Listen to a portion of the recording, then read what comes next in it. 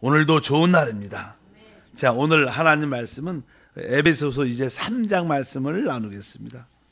3장 우리 한번 1절, 2절 말씀을 먼저 합독합니다. 이러므로 그리스도 예수의 일로 너희 이방인을 위하여 갇힌 자 된 나 바울이 말하거니와 너희를 위하여 내게 주신 하나님의 그 은혜의 경륜을 너희가 들었을 터이라. 아멘. 1절에 이러므로 그리스도 예수의 일로 너희 이방인을 위하여 갇힌 자 된 나 바울이 말하거니와.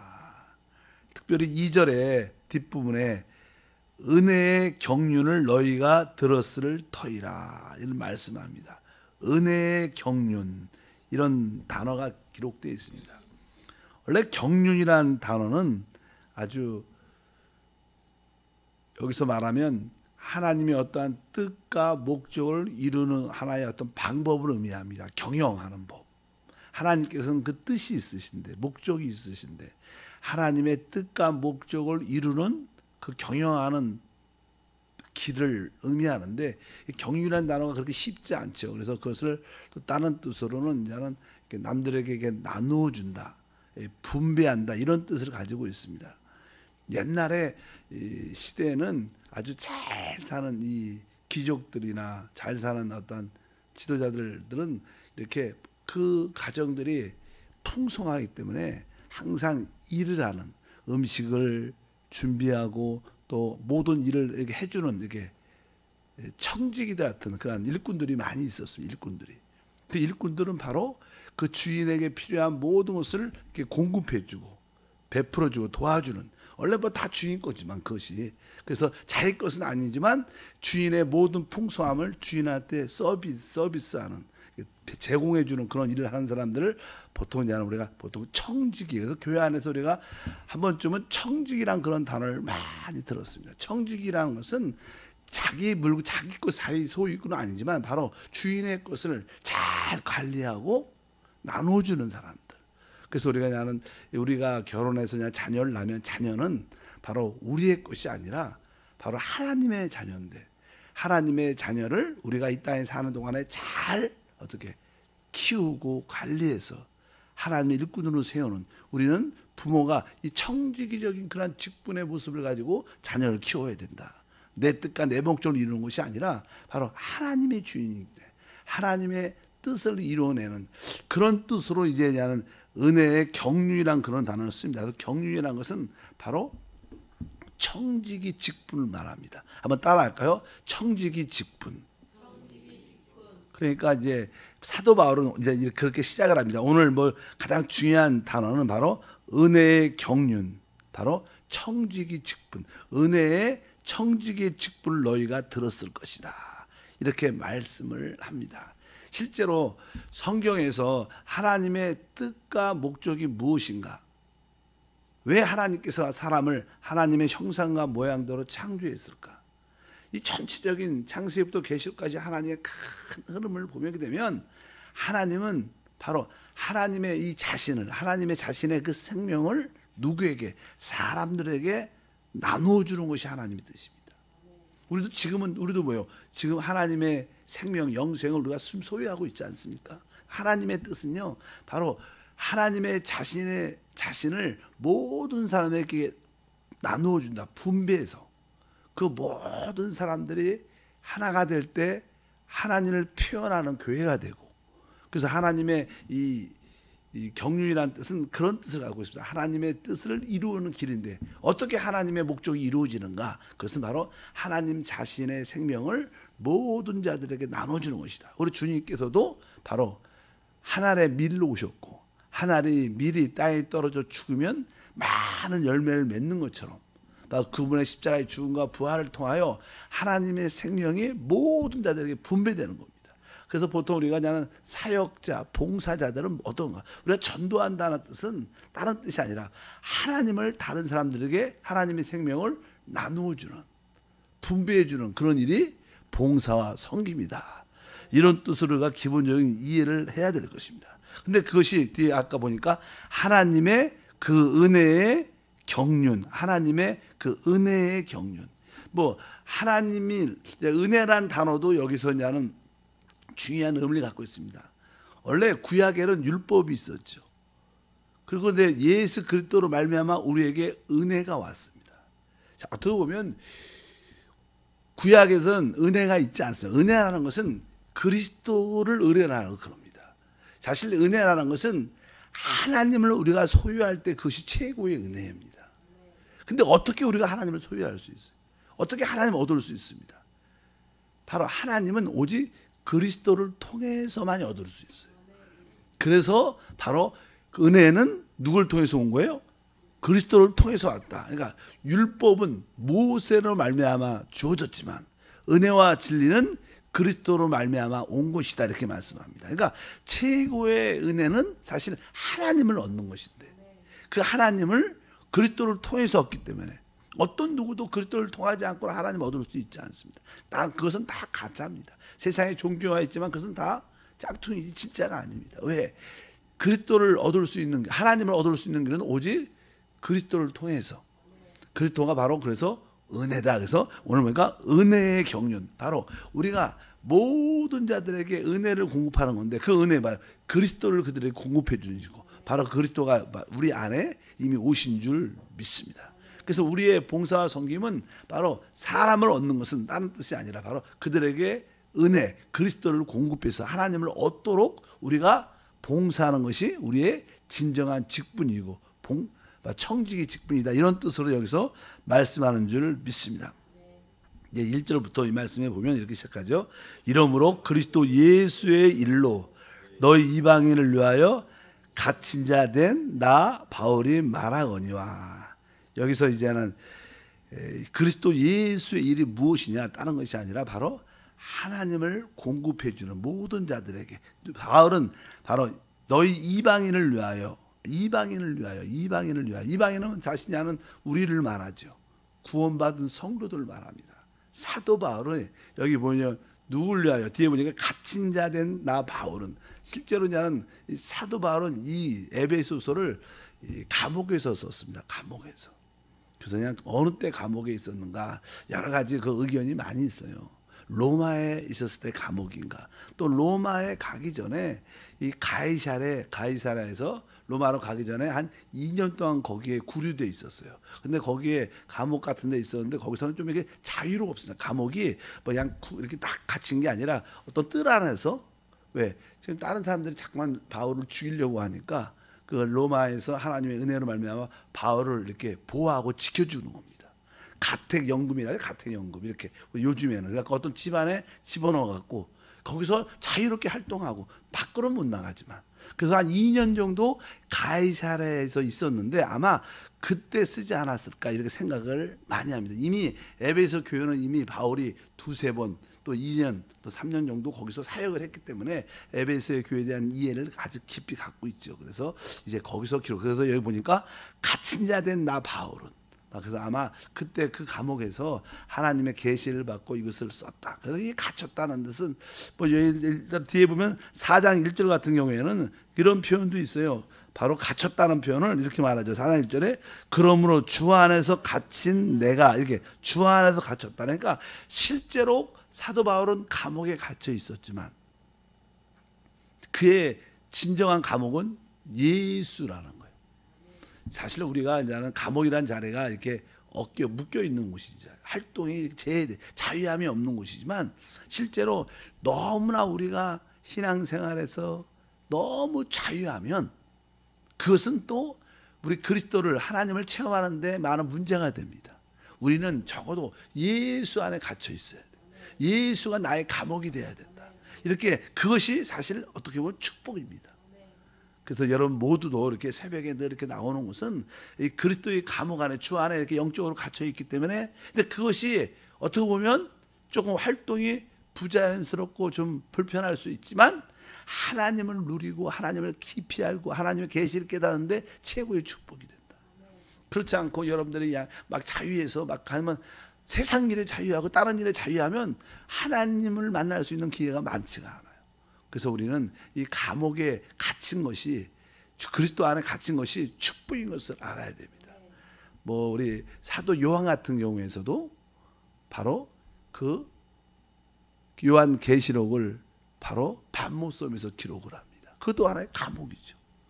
오직 감옥에서는 주님만 바라볼 수 있는 그런 기회가 있습니다. 종종 우리가 질병 가운데 또 물질의 어려움 가운데 종종 그런 일로 인하여 사람들 가운데 어려움 가운데 종종 갇힌 것처럼 주 안에 갇힌 것처럼 환경 가운데 있을 때 사실 그때가 고난 가운데 있을 때가 우리에게 어떻게 보면 최고의 축복의 시간이다. 왜? 그때 하나님의 지혜와 계시형을 얻는 그런 축복의 시간이 줄 믿습니다. 너무나 사업도 잘 되고 모든 것이 잘 되면요 그만큼 하나님의 영적인 은혜를 거의 다 놓치고 갖지 못합니다. 그래서 너무 사업이나 이런 사람들은 영적이지 않습니다. 실제로. 왜? 또 뭐 하나님을 생각할 시간이 없고 뭐 사업해야 되고 다른 열정이니까 하나님에 대한 관계가 깊어지지가 않아요. 사도 바울은 종종 이 많은 감옥에 있었는데 하나님께서 아마 의도적으로 그를 이렇게 감옥에 집어넣었다고 우리는 믿어야 됩니다. 사도 바울의 최고의 사역은요, 뭐 교회도 세우고 뭐 여러 가지 많은 복음도 전해야겠지만 그의 최고의 사역은 사실 이 하나님의 신약의 말씀을 완성하는 거예요. 근데 너무 전도한다고 활동을 계속 하다 보면 쓸 시간이 있겠어 없었어요. 쓸 시간이 거의 없죠. 그러니까 하나님께서 그를 감옥에 2, 3년 이렇게 있게 하고 거기서 계속 하나님께 기도하고 하나님 말씀을 따라 성령을 따라 이렇게 기록한 게 지금 우리가 읽는 신약 성경의 거의 반이 사도 바울이 기록한 건데, 갇힌 것이 나쁜 것만 아니다. 여러분의 고난과 어려움이 있는 것이 하나의 축복이고 하나님의 은혜를 누릴 수 있는 그런 길인 줄 믿습니다. 그래서 너 이방인을 위하여 갇힌 자 된 나 바울은 이렇게 말씀을 하고 있습니다. 그래서 너희를 위하여 내게 주신 하나님의 은혜의 경륜을 너희가 들었을 것이다. 그래서 우리가 한번 경륜이라는 단어를 다시 한번 이해하고 이 경륜이라는 단어가 청지기 직분이구나.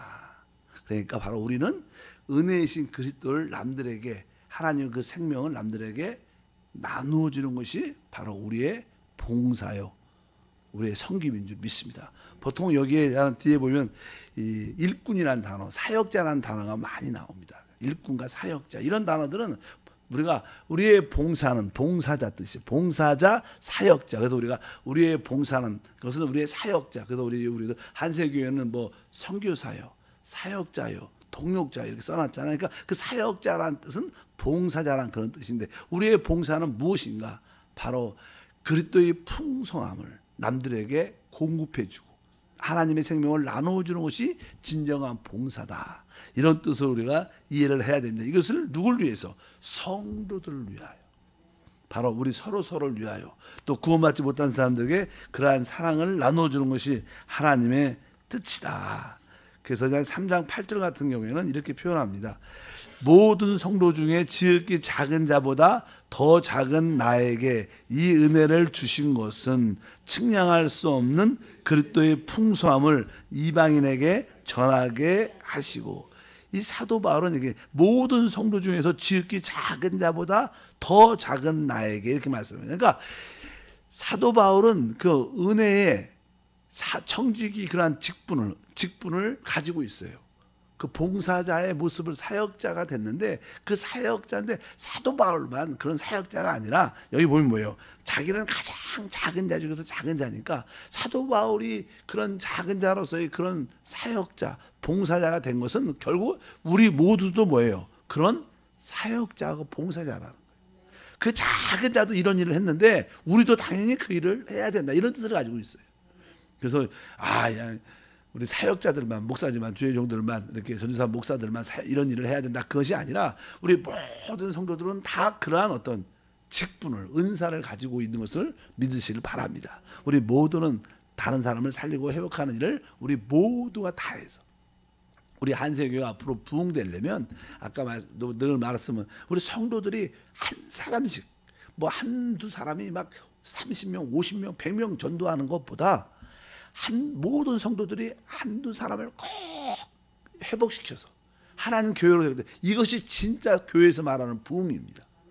이런 부흥이 진짜 오래가는 부흥이고 사람을 살리는 부이고 여러분 모두가 이기는 자가 되는 부.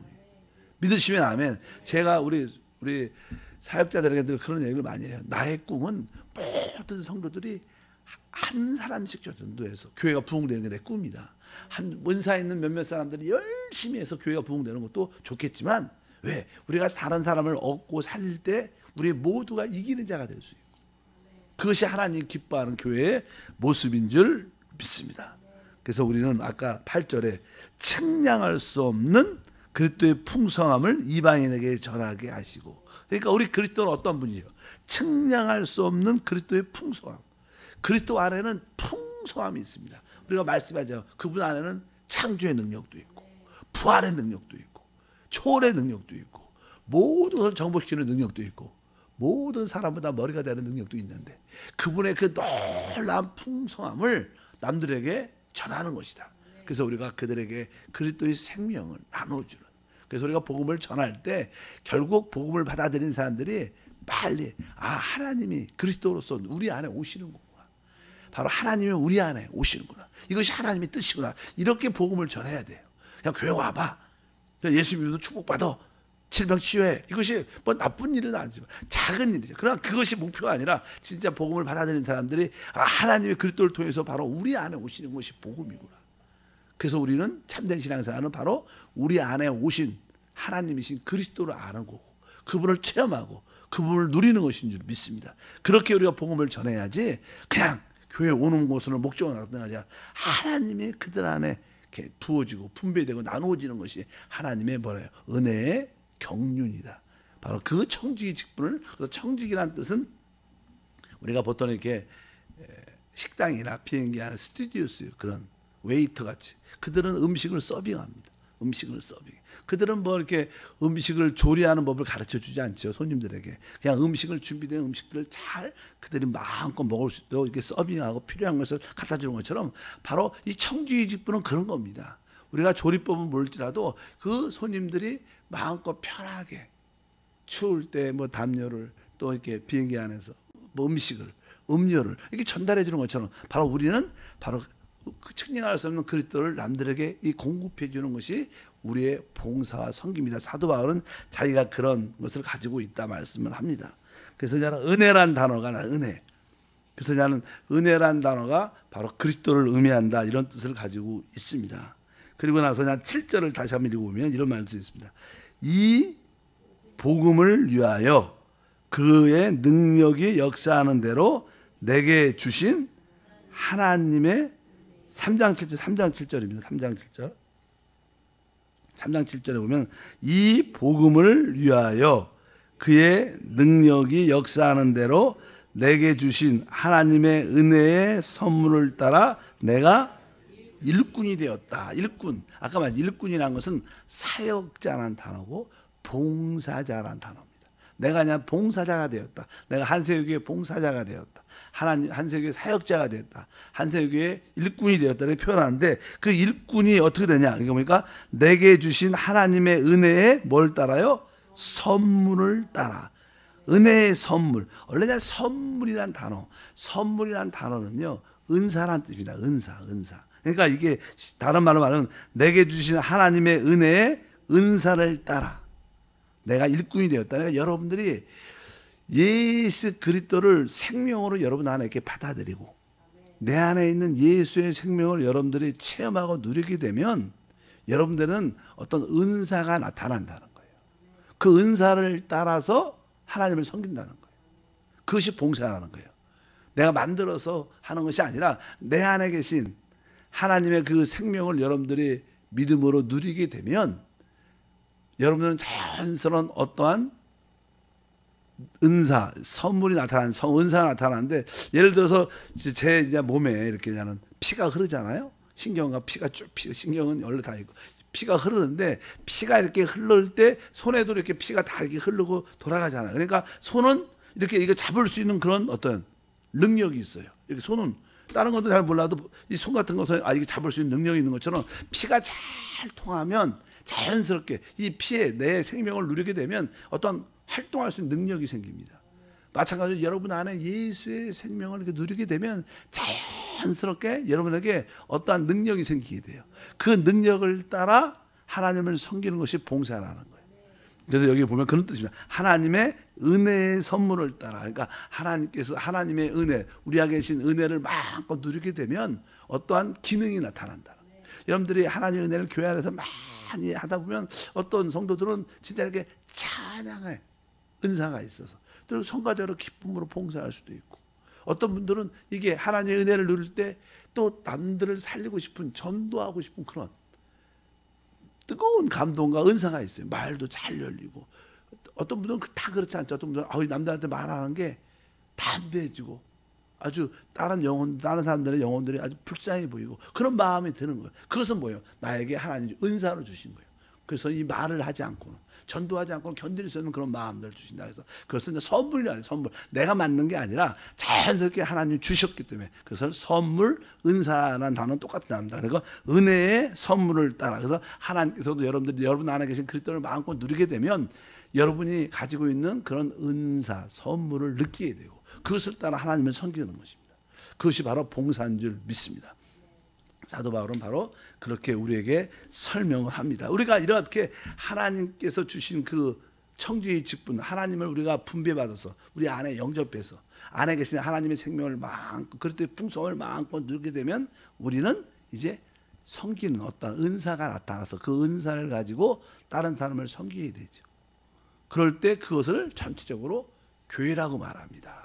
그것이 교회가 되는 겁니다. 그래서 여러분들이 이 봉사와 사역의 목적은 하나님의 무엇을? 교회를 세우기 위한 것이다. 그래서 그리스도의 몸으로 하나가 돼서 하나님 영광을 드러내는 일들을 말씀하는 줄 믿습니다. 어쩌든지 결국은 하나님이 이러한 은사를 주시고 선물을 주시고 은혜를 주신 목적이 무엇인가? 하나님을 표현하는, 간증하는, 또 사단을 처리하는 교회를 만들기 위한 것이다. 이렇게 말씀합니다. 그래서 아까 3장에 그런 표현을 했지만 3장 3절에 보면 그런 뜻으로 이렇게 표현을 하고 있어요. 3장 3절까지 보면 곧 계시로 내게 비밀을 알게 하신 것은 내가 먼저 간단히 기록한가 같으니, 이 내용이 무슨 뜻이냐면 곧 계시로, 지금 이 에베소는 교회에 대한 설명을 1장에 쭉 했습니다. 교회는 그의 몸이니 만물 안에서 만물을 충만케 하는 충만이다. 이렇게 교회를 설명하니까 이 하나님께서 바로 이 교회에 대한 계시를 보여줬다는 거예요. 이런 말들 제가 많이 했습니다. 하나님의 비밀은 성경에 그리스도라고 말씀합니다. 근데 그 그리스도의 비밀을 우리 여기 비밀이라는 단어, 그리스도의 비밀이 무엇이냐? 교회라는 거예요. 그러니까 여러분들이 예수님께서 가이사랴 빌립보에서 늘 말씀하셨을 때 너희는 나를 누구로 아느냐? 그러니까 베드로가 주는 그리스도십니다. 살아계신 하나님의 아들입니다. 그러니까 하나님께서 베드로에게 축복하면서 바로 이것을 네가 스스로 한 것이 아니라 하나님이 그것을 계시해 줬다. 그러니까 하나님의 계시는 예수를 말하는 거예요. 하나님은 다른 것을 이야기하지 않아요. 하나님 나에게 축복을 주십시오. 하나님은 그리스도를 여러분에 주시는 거예요. 하나님의 답은 그리스도입니다. 근데 그리스도는 항상 무엇을 말합니까? 그리스도는 항상 자기의 몸인 교회를 말하는 거예요. 하나님, 예수님 축복을 어떻게 누릴 수 있습니까? 교회 안에 있어라. 교회 안에 있어라. 교회에서 섬겨라. 항상 그 교회는 우리 영 안에서 삶을 의미하는 거예요. 교회는 우리가 영 안에 있을 때 교회에 있는 거예요. 내 생각 안에 있을 때 교회에 있지 않는 거예요. 몸만 왔다 교회에 있는 게 아니라 내가 영 안에서 교회 안에 예배도 드리고 영 안에서 봉사할 때 교회 안에 있게 되는 것이다. 그러니까 여기 3장 3절에 곧 계시로 이렇게 말해요. 계시로 내게 비밀을 알게 하신 것은 내가 먼저 간단히 기록했다. 그러면서 5절 같은 경우에 3장 5절이요. 이러면 이제 그의 거룩한 사도들과 선지자들에게 성령으로 나타내신 것 같이 다른 세대에서는 사람들의 아들에게는 알리지 아니하셨으니, 그러니까 이 교회를, 하나님의 뜻을 나타내는 교회는 구약 시대에 나타나지 않았다는 거예요. 이제 신약 시대에 오직 사도들과 선지자들을 통해서 우리에게 계시됐다는 거예요. 그러니까 우리가 이 신약 시대에 살고 있는 것이 얼마나 큰 축복인지를 알아야 됩니다. 여러분들이 그리스도를 알고 교회를 안다면 하나님을 다 아는 거예요. 믿으시면 아멘. 그래서 여러분들이 합당한 교회 생활 안에 들어오셔서 하나님의 영광을 드러내기를 주님으로 축복합니다. 하나님 아버지 감사합니다. 다시 한번 에베소서 이제 말씀을 통하여 3장 말씀을 통하여 우리에게 놀란 지혜와 계시형을 더해 주시고 하나님이 우리에게 주신 그 은혜의 경륜, 은혜의 그 청지기 직분을 우리가 소유한 걸 깨닫게 하시고 이제 바울이 우리에게 하나님을 나눠준 것처럼 우리도 만나는 모든 자들에게 하나님을 그리스도를 공급해주고 그 하나님의 생명을 공급해줘서 그들이 하나님과 함께 하나님 안에 하나님이 그들 안에 있는 걸 다 알 수 있도록 가르치도록 축복해 주시옵소서. 주 예수 이름으로 기도하옵나이다. 아멘.